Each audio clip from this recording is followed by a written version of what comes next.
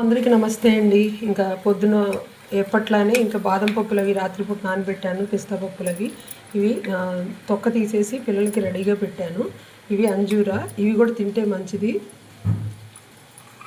అలాగే కుక్కర్లో పప్పు అయితే పెట్టేశాను. పప్పు కూడా అయిపోయింది. పప్పు పాలకూర పప్పు.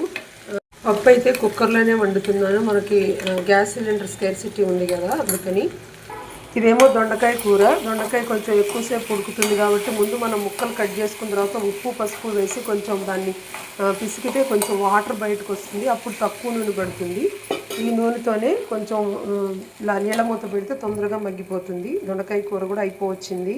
ఈ ధనియాల వాటర్ అండి, బాడీలో కనుక మనకి బాగా ఓవర్ హీట్ చేస్తే కనుక నైట్ కొంచెం ధనియాల్ని కొంచెం ఇలా మనం చపాతీ కర్రతో కొంచెం ఒత్తేసుకొని 2 స్పూన్లు ధనియాలు కొంచెం పెద్ద గ్లాస్ వాటర్లో నానబెట్టేసి పొద్దున సగం అయిన తర్వాత ఈ నీళ్లు తాగితే చాలా మంచిది. డైరెక్ట్గా తాగొచ్చు, అలాగే పటికి బెల్లం వేసుకొని తాగొచ్చు.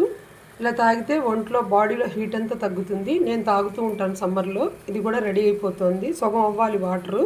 అలాగే అన్నం ఒక్కటి విడిగా వండుతున్నాను. అన్నం కూడా అయిపోయింది. ఇంకా సమ్మర్ కదండి, ఇంకా కంపల్సరీ రాగి జావ అయితే పెడతాను. మనం పొద్దున పెట్టుకొని ఈవినింగ్ వరకు అలా ఉంచితే ఇది కొంచెం ఫెర్మెంట్ అవుతుంది. దాంట్లో మజ్జిగ కానీ పాలు కానీ పోసుకుని తాగొచ్చు. నేను బెల్లం వేసిస్తాను పిల్లలకి. ఈ రాగి జావ కూడా చల్లారి పెట్టేశాను.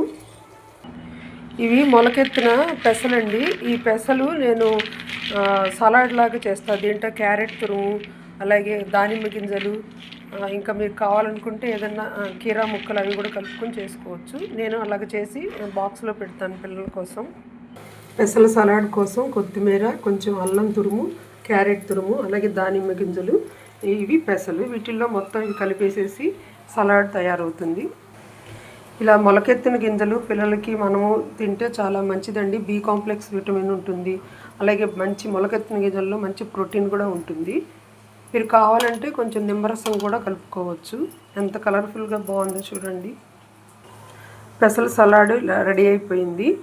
మనం ఇది పిల్లలకి మన లంచ్కి అలాగే బ్రేక్ఫాస్ట్కి మధ్యలో ఇవ్వచ్చు. రాగి జావ కొంచెం ఫెర్మెంట్ అవ్వాలంటే 3ంటికి అట్లా 4ంటికి 3ంటికి అలా తాగెట్టిస్తే ఇంకా పిల్లలకి చక్కగా మంచి ప్రోటీను అలాగే ఫైబర్ ఇలాంటివన్నీ ఉంటాయి.